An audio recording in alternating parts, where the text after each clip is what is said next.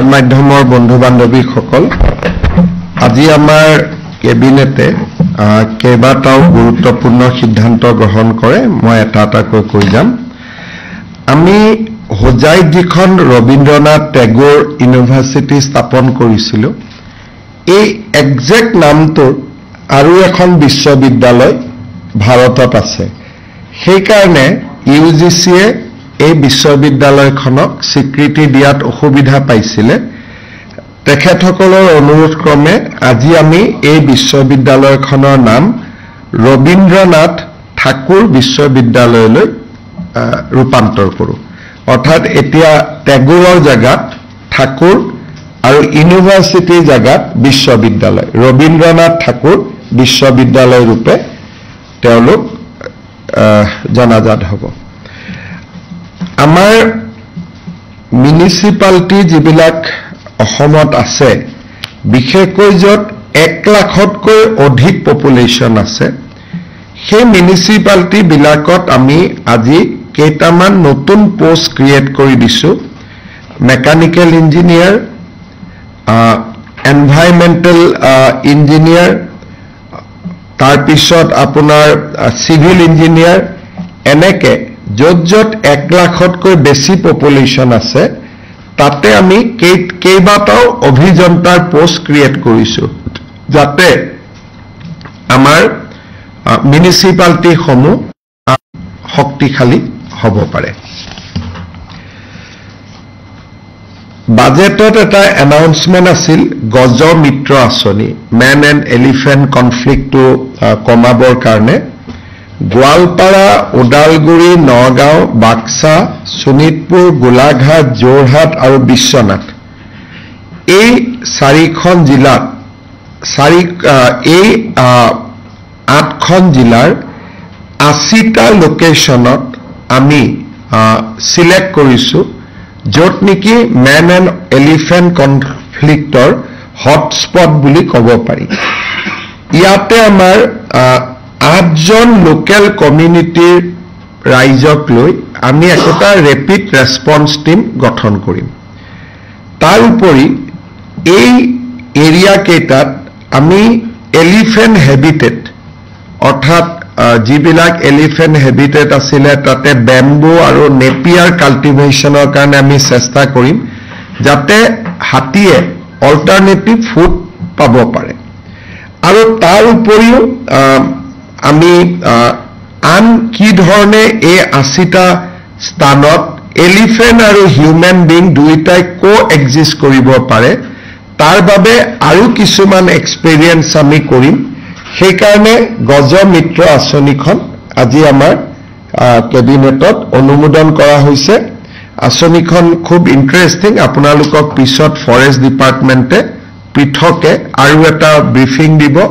Basically constitution of rapid response team, এলিফেণ্টৰ কাৰণে natural food stock বঢ়োৱা, যে তেওঁলোকে যাতে জংঘলত খাব পায়, বেম্বু, নেপিয়াৰ ইত্যাদি, আৰু লগত ছ'লাৰ ফেন্সিং আদিৰ কথা থাকিব।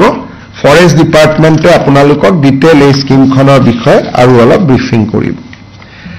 আমাৰ কেবিনেটত আজি মিছন বসুন্ধৰা আঁচনিৰ অধীনত আমি যিটো চলাই আছোঁ, যে নামঘৰ, মন্দিৰ, স্কুল, এই শিতানত আজিও প্ৰায়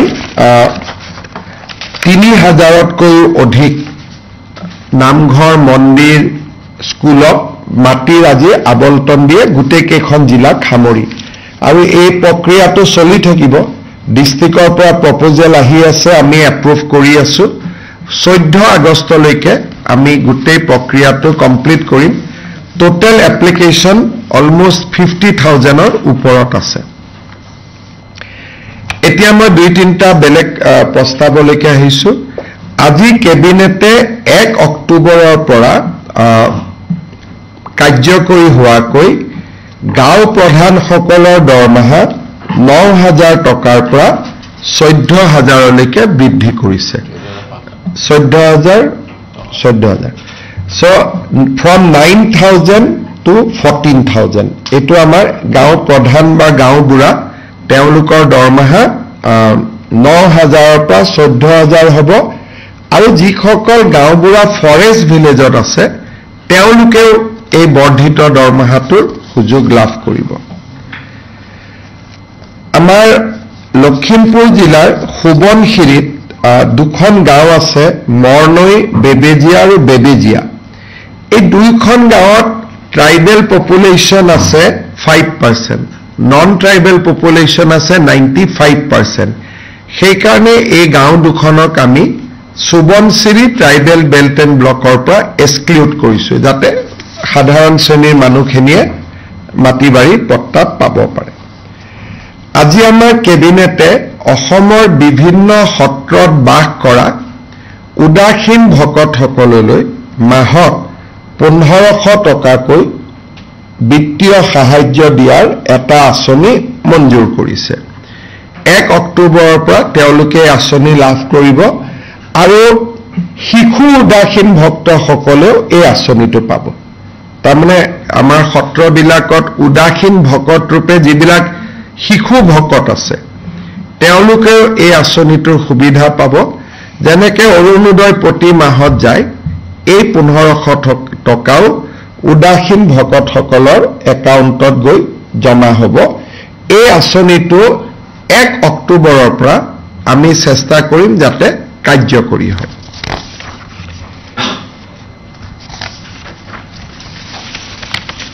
আজি কেবিনেটত আমি এটা সিদ্ধান্ত লৈছোঁ যে সৰ্থেবাৰীৰ যিসকল কাঁহ শিল্পী আছে তেওঁলোকে আগতে GST দিব লাগিছিল, আগত নালাগিছিল, আজিকালি তেওঁলোকে GST দিয়ে। যিটো GSTৰ ৰাজ্যিক চৰকাৰৰ অংশ, এইটো তেওঁলোকে জমা দিব, আমি তেওঁলোকক উভতাই দিম। সৰ্থেবাৰীৰ কাঁহ পিতলৰ ব্যৱসায়ীসকলে যিটো ষ্টেট GST পে কৰে, that will be reimbursed to them, অৰ্থাৎ তেওঁলোকে যদিও দিব লাগিব GSTটো, কিন্তু যিমান টকা তেওঁলোকে GST দিয়ে সিমান টকা আমি তেওঁলোকক ঘূৰাই দিম।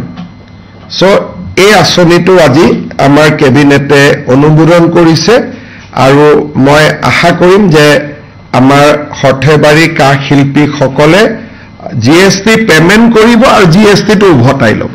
গতিকে এইটো বহুদিনীয়া এটা সমস্যা আছিল, আজি কেবিনেটত এইটো সমাধান হ'ল। আজি আমাৰ কেবিনেটে অংগনবাদী কৰ্মীসকলৰ দৰমহা, তেওঁলোকে আগত 2000 টকা ৰাজ্য চৰকাৰৰ পৰা পাই আছিল, ভাৰত চৰকাৰৰ পৰা 4500 টকা পাই আছিল। এতিয়া আমি যিটো ৰাজ্য চৰকাৰে 2000 দি আছিল, এতিয়া তাৰ লগত আমি 1500 যোগ কৰি দিম। তাৰমানে they will get 3500 from state government, 4500 টকা কেন্দ্ৰীয় চৰকাৰৰ পাব। সৰ্বমুঠ তেওঁলোকৰ দৰমহা 8000 টকালৈকে বৃদ্ধি হ'ব। তাৰমানে ৰাজ্য চৰকাৰ আৰু কেন্দ্ৰীয় চৰকাৰে দিয়া টকা প্ৰায় সম হ'লগৈ। তেওঁলোকে 4000 দিয়ে কেন্দ্ৰীয় চৰকাৰে, আমি 3500 দিম। কেন্দ্ৰীয় চৰকাৰে 4500 দিয়ে, আমি 3500 দিম। টোটেল অংগনবাদী দৰমহা 8000 টকা হ'ব, 1500 টকা বৃদ্ধি হ'ব, ৰাজ্য চৰকাৰে দিব। অংগনবাদী কৰ্মীৰ দৰমহা 750 টকা বৃদ্ধি হ'ব। আগতে তেওঁলোকক ভাৰত চৰকাৰে 2250 টকা দিছিলে, ৰাজ্য চৰকাৰে 1000 দিছিলে। এতিয়া ভাৰত চৰকাৰৰ পৰা 2250 টকা পাব আৰু ৰাজ্য চৰকাৰৰ পৰা 1750 টকা পাব, সৰ্বমুঠ 4000 টকা পাব। অৰ্থাৎ সহায়িকাগৰাকীয়ে 4000 পাব, কৰ্মীগৰাকীয়ে 8000 পাব। আৰু বৃদ্ধি কিমান হ'ল? কৰ্মীগৰাকীৰ বাবে 1500 হ'ল, সহায়িকাগৰাকীৰ বাবে 750 টকা হ'ল। আজি আমাৰ কেবিনেটত আমি ঘোষণা কৰা আৰু এটা আঁচনি আমি অনুমোদন দিওঁ। এইবাৰ যিসকল ল'ৰা ছোৱালীয়ে মেট্ৰিক পৰীক্ষা দিব, তেওঁলোকৰ ফৰ্ম ফিল আপ অক্টোবৰ মাহৰ 10 তাৰিখে সামৰণি পৰিব। এইবাৰ ফৰ্ম ফিল আপত আমি তেওঁলোকক অনুৰোধ কৰিছোঁ যাতে তেওঁলোকে বেংক একাউণ্ট নম্বৰটো দিয়ে। আৰু কেবিনেটে যে অনুমোদন কৰিছে যে 1 নৱেম্বৰৰ পৰা মেট্ৰিক শেষ নোহোৱা পৰ্যন্ত প্ৰত্যেকজন উচ্চতৰ HSLC মেট্ৰিক পৰীক্ষাৰ্থীক আমি প্ৰতি মাহত 300 টকাকৈ তেওঁলোকৰ বেংক একাউণ্টত দিম এই টকাখিনি তেওঁলোকে বুকস কিনিব পাৰিব নোটবুকস কিনিব পাৰিব নিউট্ৰিচিয়াছ ফুড ল'ব পাৰিব অৰ্থাৎ 5 লাখ ষ্টুডেণ্টে মাহত 300 টকাকৈ অলমোষ্ট আমি মেট্ৰিক কোন মাহত হয় নাজানো যদি এপ্ৰিলত হয় 6 মাহৰ কাৰণে পাব যদি ফেব্ৰুৱাৰীত হয় 4 মাহৰ কাৰণে হ'ব যদি মাৰ্চত হয় 5 মাহৰ কাৰণে পাব তাৰ মানে কোনো মেট্ৰিক ক্যান্ডিডেটে নিউট্ৰিচিয়াছ ফুড বা কিতাপ পত্ৰ কিনাৰ পৰা বঞ্চিত হ'ব নালাগে নিজকে মেট্ৰিকৰ কাৰণে প্ৰিপেয়াৰ কৰাৰ কাৰণে তেওঁলোকে 300 টকা লাভ কৰিব প্ৰত্যেক মাহত আৰু এই আঁচনিটো 1 নৱেম্বৰৰ পৰা কাৰ্যকৰী হ'ব আপোনালোকে হয়তো ভাবিব যে লৰাবিলাকক ফৰ্ম দিব নহয় আমি মেট্ৰিকৰ ফৰ্ম ফিলআপতে তেওঁলোকৰ বেংক একাউণ্ট নম্বৰটো লৈ লম আৰু তেওঁলোকে পুনে তেওঁলোকক আমি 1 নৱেম্বৰৰ পৰা 300 টকাকৈ দিয়া আমি আৰম্ভ কৰিম শেষত স্বাস্থ্য বিভাগৰ আজি এটা ডাঙৰ সিদ্ধান্ত এটা আছে মই কেইদিনমান আগতে কৈছিলো যে নাৰ্ছিং হোম সমূহত এতিয়া নাৰ্ছিং হোমৰ মালিকে টকা নিদিয়া বুলি ডেড বডি ধৰি ৰাখিব নোৱাৰিব যদি কোনোবা ব্যক্তিক পৰিয়ালৰ মৃত শৰীৰ নাৰ্ছিং হোমে 4 ঘণ্টাতকৈ বেছি ধৰি ৰাখে তেতিয়ালে সেই ব্যক্তিগৰাকীয়ে 104ত ফোন কৰিব নহলে লোকেল পুলিচক ফোন কৰিব The dignity to the dead person is paramount. কোনো ডেড বডি তেওঁলোকে মৰ্গত পইচা নিদিয়া বুলি ৰাখি থব নোৱাৰিব টকা পইচা যি আছে তেওঁলোকে সিভিল কেছ কৰক কিবা কৰক টকা উভতাই লওক কিন্তু ডেড বডি হিউম্যান ডিগনিটিৰ কন্ট্ৰেৰী হয় ডেড বডিটো তেওঁলোকে বন্ধকত ৰাখি থব নোৱাৰিব ইয়াৰ কাৰণে আমাৰ কেবিনেট মেমৰেন্ডাম সহি হৈ যোৱাৰ লগে লগে এইটো তেওঁলোকৰ যিকোনো গাৰ্জেনে যে মোৰ ডেড বডিটো 4 ঘণ্টাৰ ভিতৰত মুকলি কৰি দিয়া নাই বুলি ক'লে গাৰ্জেন সকলে 104ত ফোন কৰিব পাৰিব বা লোকেল পুলিচ ষ্টেচনত ফোন কৰিব পাৰিব পুলিচে গৈ ডেড বডিটো লগে লগে ৰিলিজ কৰি দিব আৰু জুনে এনেকে ডেড বডি ৰাখি থৈ দিয়ে তেওঁলোকৰ আমি 3 পৰা 6 মাহলৈকে লাইসেন্স সাসপেন্ড কৰিম আৰু তেওঁলোকে 5 লাখ টকালৈকে পেনাল্টি দিব লাগিব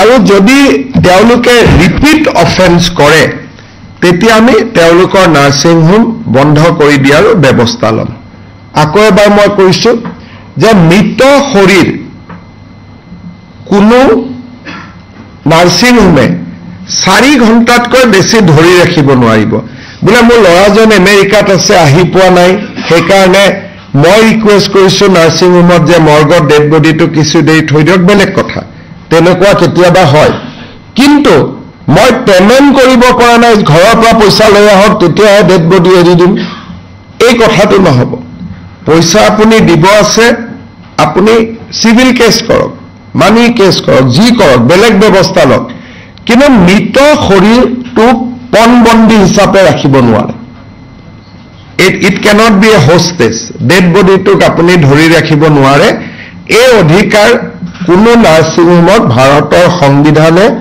বা ভাৰতৰ আইনে দিয়া নাই সেই কাৰণে যিকোনো ব্যক্তিয়ে 104 এটো 24/7 হেল্পলাইন থাকিব 104ত ফোন কৰিলে 104 এ লোকেল থানাক জনাই দিব আৰু ডাইৰেক্টলি লোকেল থানাত আমি অভিযোগ দিব পাৰিম আৰু থানাই লগে লগে নাৰ্ছিং হোমখনত গৈ ডেড বডিটো মুকলি কৰি দিব এই গুটেই যেটো আজি আমি কেবিনেটত সিদ্ধান্ত ললো এই সিদ্ধান্তটো 1 আগষ্টৰ পৰা কাৰ্যকৰী হ'ব কাৰণ অৰ্ডাৰ ওলাব লাগিব থানাবিলাকক আমি জনাব লাগিব কিন্তু আজি কেবিনেটে যেটো সিদ্ধান্ত ললে it will be implemented from 1st of August. আৰু ই বহুত দুখীয়া মানুহক সকাহ দিব। গতিকে কেবিনেটত আজি কেইবাটাও গুৰুত্বপূৰ্ণ সিদ্ধান্ত আছিল, আপোনালোকে যদি কিবা সুধিব খোজে সুধিব পাৰে। So is it a first of its kind initiative as far as the I cannot immediately confirm whether it is a first of its kind of initiative, because sometime I said yes, then somebody will tweet that no, Kerala, it is already there, Tamil Nadu, it is already there. So that is for the journalist to check whether it is a first or second. Sir, if you can brief about this scheme as well as the elephant scheme in English. Today, Assam Cabinet has taken a very important decision. Often we hear the complaint that various nursing homes kept the dead body of a deceased as mortgage for next 3-4 days unless the relative pay the pending dues of the hospitals or nursing home or private hospital. This is against the human dignity. You cannot keep a dead body as hostage. State Cabinet has decided that if any nursing home try to do that, their license will be cancelled, suspended for 3 to 6 months, and they will be fined ₹5 lakhs. For repeat offences, the nursing home or private hospital can be, their license can be cancelled for eternity, for all the time to come. State Cabinet has also approved a very important scheme called Gaja Mitra to eliminate human-elephant conflict. Under this scheme, we will try to create elephant habitat in 80 hotspots, including food stock for the elephant. We will also create rapid response team so that in case elephants come to a village, the villagers can, by using non-lethal means, divert the routes of elephant. We will also try to plant lot of bamboo and napier, which actually elephant likes, and that for elephants these are most important foodstuff for them. So this scheme we have approved today with a view to eliminate human-elephant conflict in Assam. এই 1 নৱেম্বৰ 2025 চনৰ অহা বছৰো তেনেকে পাই থাকিব। যেতিয়া মেট্ৰিকৰ form fill আপটো হৈ যাব, তেতিয়া তাৰ পিছৰ 4-5 মাহ যেতিয়ালৈকে মেট্ৰিকটো নহয় তেতিয়ালৈকে তেওঁলোকে 300 টকাটো পাই থাকিব। এইটো এটা এতিয়া আমি আজি এপ্ৰুভ কৰিছো, তাৰ পিছত আমিতো যি স্কিম কৰোঁ সদায় কাৰণে কৰোঁ, কিন্তু কোনোবা স্কিমটোৰ স্বৰূপ বদলাবও পাৰে যে 300 নহয় 500 দিম, বা আৰু ভাল কৰিম বোলে নহয় হায়াৰ ছেকেণ্ডেৰীকো দিম। গতিকে এইটো এটা বেলেগ কথা। কিন্তু আজি এতিয়া আমি 1 নৱেম্বৰৰ পৰা আমি সেবাক সুধিলো, সেবাই ক'লে যে 10 অক্টোবৰত আমাৰ ফৰ্ম ফিল আপ কমপ্লিট হ'ব। গতিকে আমি 1 নৱেম্বৰৰ পৰা প্ৰত্যেক মাহত 300 টকাকৈ আমি দিয়া আৰম্ভ কৰিম। ইয়াৰ ফলত কি হ'ব, বহুত মেট্ৰিকৰ ষ্টুডেণ্টে বহুত সময় তেওঁলোকৰ নোটবুক কিতাপ কাগজ একো নাথাকে, অন্ততঃ 300 টকা মাহত পালে তেওঁলোকে নিজকে প্ৰস্তুত কৰিব পাৰিব। এইটো এটা আমি আজি সিদ্ধান্ত লৈছো। Sir, we have seen that eviction drive continues across the state of Assam in many areas, particularly in forest land and in government grasslands. So, can you kindly brief on the status of the eviction drive going on in the state? As of now, government has cleared thousands bighas of land from eviction. The number is huge, and I am going to share that number sometime in next week with you. The total eviction which we have done in last 4 years has actually benefited tremendously. Restoration of forest cover in Lamding, eliminating human-elephant conflict completely. In Kaziranga, after the eviction, rhino has started coming into. In Poba forest, Pova forest in Lakhimpur. Rhino has started coming back to the forest. So we have gained a lot. So there we are trying to collect the list. We'll give you detail. But in my view, we have cleared not less than 25,000 acres of land so far, and it is huge. So, but these numbers will keep on increasing, and by 15 or sometime in this month, I will address a press conference giving details of the eviction drive.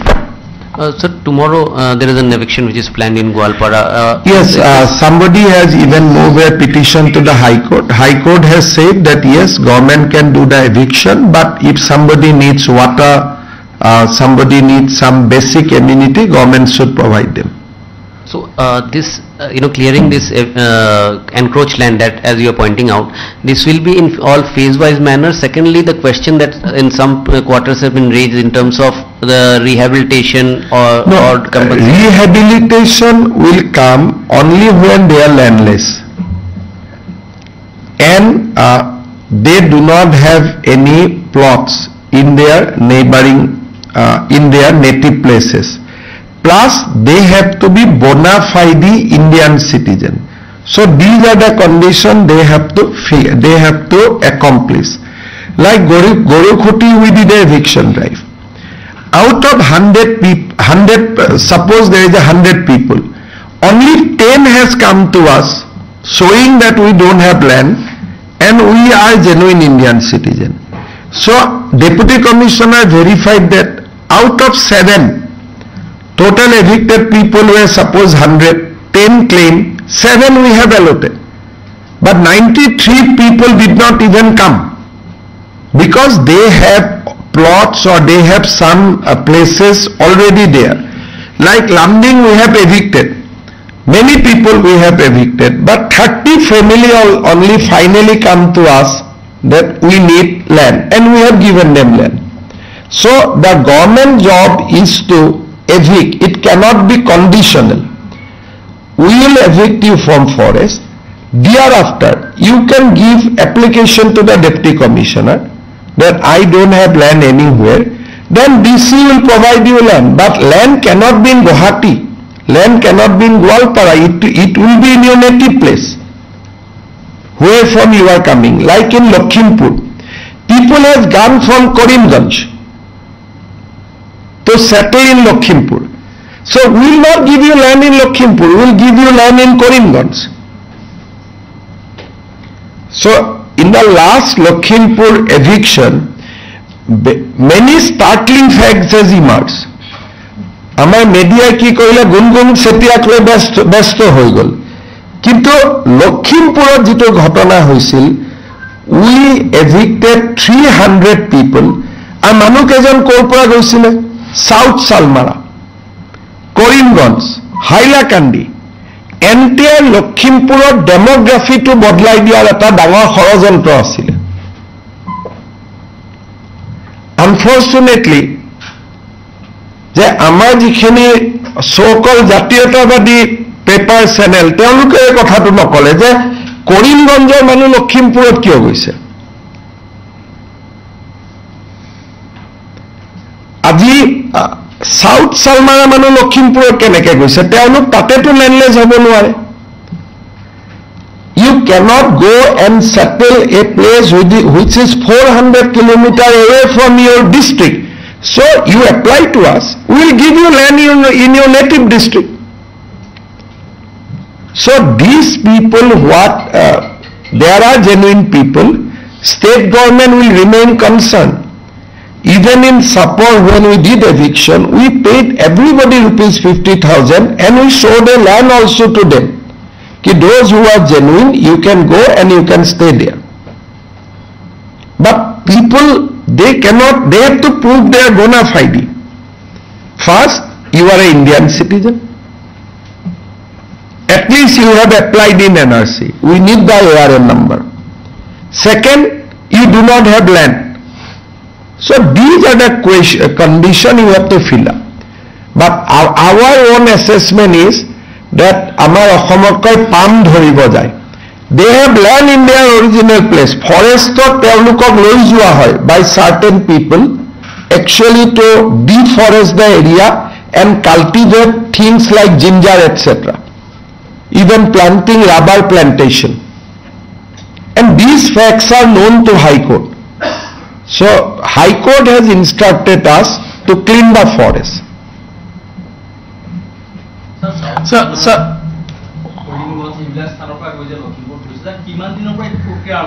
এই প্ৰক্ৰিয়াটোতো মইতো নাজানো মই যেতিয়া গৰু মাংস পৰাৰ খবৰটো পালো তেতিয়া আমি ইনকুৱাৰী কৰিলো ইনকুৱাৰী কৰোঁতে আমি গম পালো যে এইবোৰ কৰিমগঞ্জৰ মানুহ সাউথ সালমাৰাৰ মানুহ লখিমপুৰত গৈছে লখিমপুৰত কিয় গৈছে এছাম পাৰ্টিকুলাৰলি এটা পলিটিকেল পাৰ্টি আৰু পলিটিকেল লিডাৰ্ছ তেওঁলোকে আমাৰ হক যিটো কয় 100% অসমীয়া সমষ্টি সেইবিলাকক তেওঁলোকে বিভিন্ন জায়গাৰ পৰা তেওঁলোকৰ ভোটাৰ লৈ যায়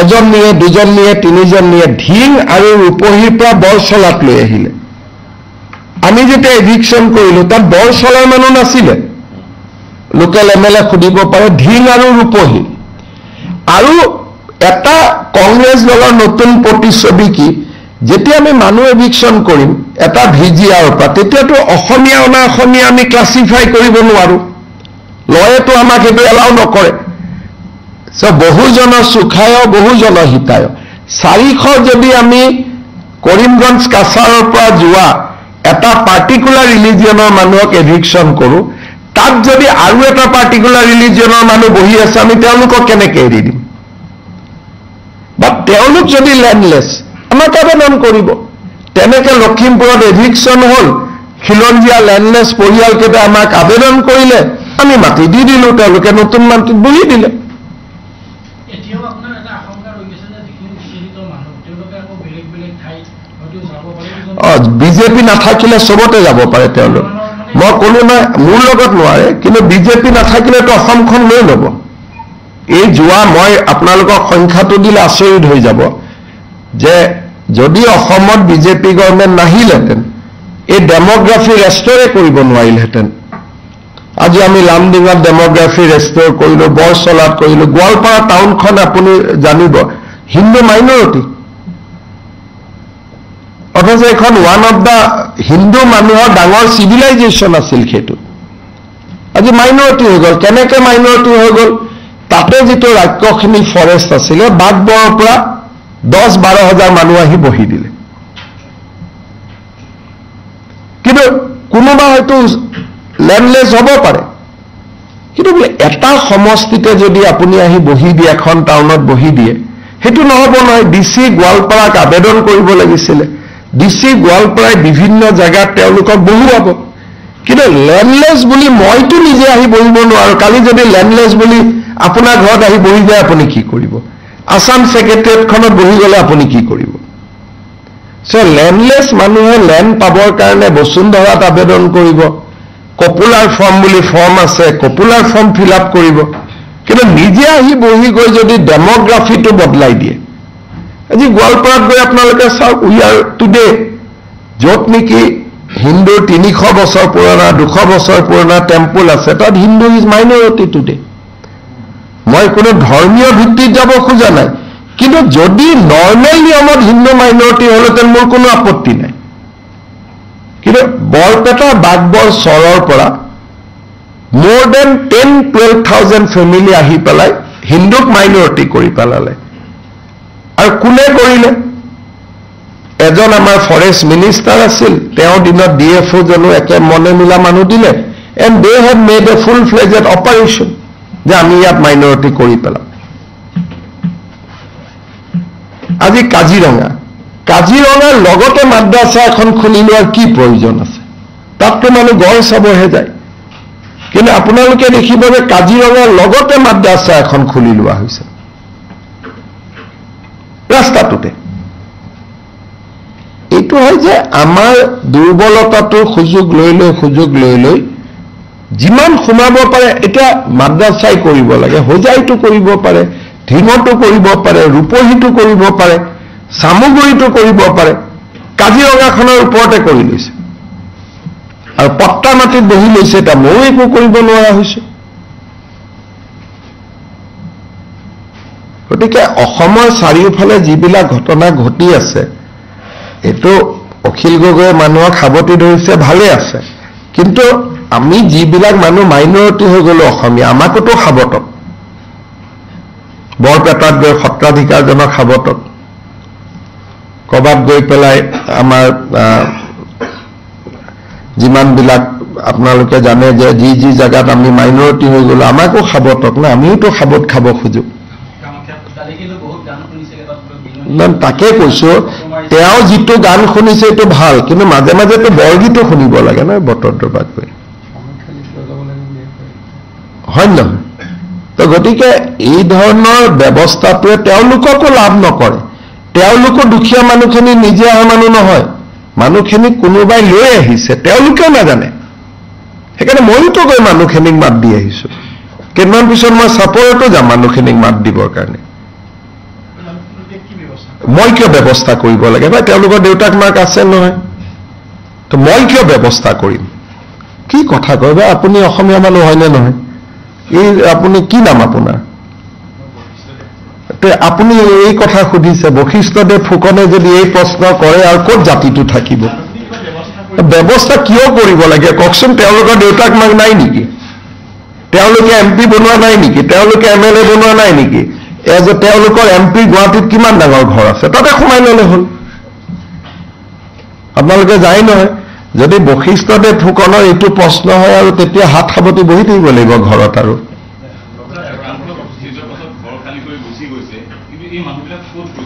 এটা ক'ত গৈছে মই কিয় খবৰ ৰাখো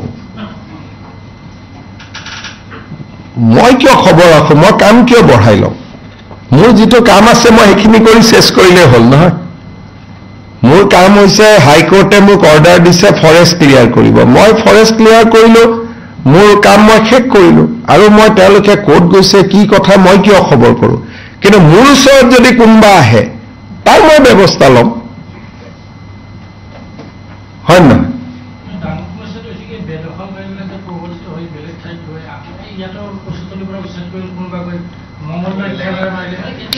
সেইটো কৰিব এইটো সমস্যাৰ সমাধান নাই আপুনিতো আৰু বেলেগ এটা প্লেনেটত থাকিব নোৱাৰে কিন্তু অন্ততঃ কচুতলিৰ পৰা গৈ মংগলদৈত থাককচোন চৰৰ মাজত অন্ততঃ কিছুমান জেগাটো ৰাখক আমাৰ কাৰণে সবতে কিয় যাব লাগে ক'ৰবাত গৈ থাককচোন তেওঁলোকো থাকাতটো আমি বেয়া নাপায় বুলি আপুনি যদি কয় ছেক্ৰেটাৰিয়েটৰ পৰা ইভিকশ্যন কৰিব নালাগে কাৰণ গৈ পেলাই আকৌ ঢিঙত পৰিব য'ত গৈছে তাত যাওকচোন য'ত তেওঁলোকে থাকি ভাল পায় তাতে থাকিব আমি যদি ইমানটোলৈকে চিন্তা কৰোঁ তেতিয়াহ'লেতো এডপ্ট কৰিব লাগিব এটা সিমান দূৰলৈকে কোনে চিন্তা কৰে চৰকাৰে ইমানে চিন্তা কৰিব যোনে পপুলাৰ ফৰ্ম আমাক দিয়ে তাৰ কথা আমি চিন্তা কৰিম যোনে আইনমতে আমাক কিবা সুধিব আইনমতেতো আমাক কোনো একো সোধা নাই নে সুধিছে আইনে সোধা ৰাস্তা দিয়েতো গতিকে ইমান দূৰলৈকে সুধিলে আৰু আপুনি নিজকে কৰি দিয়ক আৰু কালি পৰহি আমি বাংলাদেশৰ তলতে যাম বুলি যিমান দিনলৈকে পাৰোতো যুঁজিব লাগিব না অসমীয়াখিনিক মেজৰিটি কৰি ৰাখিবৰ কাৰণে নোৱাৰা দিনাখন হাত দাঙি দিম একদম সাংঘাতিক এভিকশ্যন কাইলৈৰ পৰা নহয় আমি 10 তাৰিখলৈকে সময় দিছিলোঁ 11 তাৰিখ নকৰোঁ জুমা দিন আছে 12 তাৰিখৰ পৰা কৰিম আমিও সকলোৱে ধৰ্মীয় অনুভূতিক সন্মান কৰোঁ গোৱালপাৰা পাইখান আছে তাৰপিছত আৰু 10-12 জেগাত লিষ্ট আছে Mr. Chief Minister, 2 days back Bengal Chief Minister had written on social media regarding a case of look that is a judicial process but state government has already recommended that cases against Kosh Rajbongshi should be withdrawn and that process is on I think and that person's advocate is also he has an advocate he should have informed tribunal that he belongs to Kosh Rajbongshi and government has a withdrawal notice. The advocate did not pleaded his case. He has a advocate of a different kind.